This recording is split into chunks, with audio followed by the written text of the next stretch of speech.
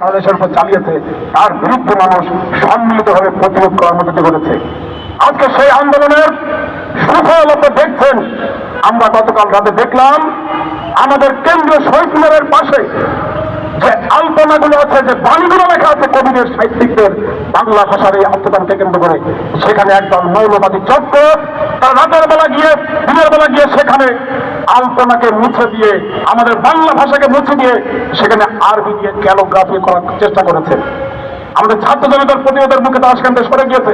বলে আমরা বলতে চাই, আজকে ছাত্র চত্বরকে শহীদ চত্বর করার চেষ্টা করেছিল, আমাদের ছাত্ররা প্রতিরোধ করেছে। সেটা আপনারা দেখেছেন ফ্লাইওভার, আমাদের যে এলিভেটেড হাইওয়ে, যেটা কি বলে এয়ারপোর্ট থেকে যেটা ফার্মগেট হয়ে যেটা যাচ্ছে, সেটার নাম পরিবর্তন করার জন্য একদম কি আমরা দেখাচ্ছি সাইনবোর্ড লাগাচ্ছে। আমরা বলতে চাই, এরা কারা?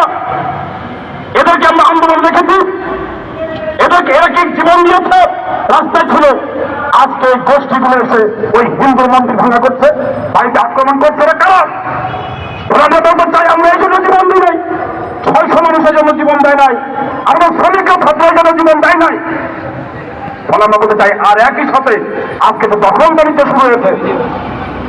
স্টেডিয়াম দখল, কারখানা দখল, হাট দখল, দোকান দখল, এই দখলদারিত্বের জন্য কেউ জীবন দেয় নাই। ফলে আমরা বলতে চাই, আমরা প্রাথমিক বিজয় ফেলেছি, চূড়ান্ত বিজয় আমাদের আসে নাই। ফলে প্রাথমিক বিজয়কে ধরে রেখে চূড়ান্ত বিজয়ের দিকে আমাদের লড়াই জানাতে হবে। আর যে কর্মকাণ্ডগুলো এখন চলছে, আমাদের শ্রমিক কর্মচারীদের প্রতি আমরা অনুরোধ করবো, যারা যে এলাকায় আছেন, আমরা রাত থেকে পাহারা দিচ্ছি। আমি নিজেও আমরা এলাকায় প্রতিরোধ কমিটি করে আমরা ওখানে রাত পাহারা দিচ্ছি। ফলে আমরা বলবো, আপনার প্রতিরোধ কমিটি করে তুলুন। এই চাঁদাবাজ, সন্ত্রাসী, মাস্তানি, মৌলবাদী যারা আমাদের দেশকে, আমাদের জাতিকে ভুলণ্ডিত করতে চায়, আমাদের ঐতিহ্যকে ভুলণ্ডিত করতে চায়, ইতিহাসকে ভুলণ্ডিত করতে চায়, তাদেরকেও একইভাবে আপনারা প্রতিরোধ করবেন। অর্থাৎ আমাদের অর্জিত স্বাধীনতা, অর্জিত লড়াই, সেটা কিন্তু পরাজিত হয়ে যাবে। ফলে আমি সেটিকেও আপনাদের প্রতি বিশেষ নজর দিয়ে আমি বন্ধুগণ বলতে চাই আরেকটি কথা। আপনারা জানেন, ক্ষমতা ছাড়া শেষ মুহূর্ত, কারণ তিনি তো ক্ষমতা ধরে রাখার জন্য শেষ পর্যন্ত গুলি করার অর্ডার করেছিলেন, যা হয় হবে। আর্মি গুলি করতে অস্বীকার করেছেন।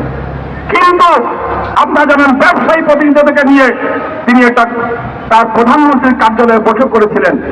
সেই বক্তব্য 3.5 ঘন্টার বক্তব্য ভিডিও টেলিভিশনে সবার কাছে জমা আছে।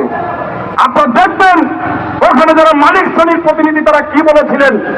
ওই যে বসুন্ধরা গ্রুপের চেয়ারম্যান আক্তার সোমান, তিনি কি বলেছেন? বহু বছর তো ব্যবসা করেছেন, মুনাফা করেছেন, গত 15 বছর তো ব্যবসা করেছেন, মুনাফা করেছেন। আগামী 1 থেকে 1.5 মাস যদি এই পরিস্থিতি থাকে, আমাদের কি সমস্যা, যত সময় লাগে আমরা সেই সময় দিতে রাজি আছি। তার মানে কি? এই কথার অর্থ কি? এই কথার অর্থ হলো লাশ যত যাই যাবে, কিন্তু এই অবস্থা থেকে পরিবর্তন করা যাবে না। এই তো মুদ্রা কথা। আমরা বলতে চাই, এই সমস্ত লোক যারা এইভাবে আমাদের মানুষকে হত্যা করার জন্য শেখ হাসিনার পাশে দাঁড়িয়েছিলেন, সমর্থন জুগিয়েছিলেন, আজকে তারা কোথায়? আমরা পরিষ্কার করে বলতে চাই, খুনি হাসিনার জীবনের বিচারে বাংলা মাটিতে হবে। একই সাথে এই মালিক গোষ্ঠী যারা এই সরকারকে ব্যাংকরা, লুটেরা, ঋণ খেলাপিরা যারা সমর্থন দিয়েছে, আমরা বলতে চাই তাদেরকেও এই বাংলার মাটিতে বিচার করতে হবে। এই বিচার তাই আজকে যদি আমাদের অধিকার আদায় করতে হয়, তাহলে আমাদের মাঠে থাকতে হবে, লড়াই করতে হবে এবং সংগঠনকে আরো জোরালোভাবে আন্দোলনে রাখতে হবে।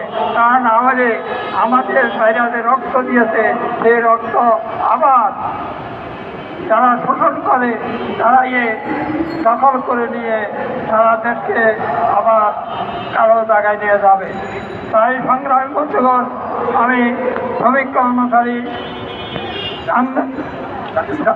জাতীয় শ্রমিক কর্মচারী আন্দোলনের নেতৃবৃন্দকে বলবো, আপনারা সারা দেশে কর্মসূচি দেন, পাড়া মহল্লায়, কলে কারখানায় কর্মসূচি দিয়ে আপনাদের এই দাবিকে নিয়ে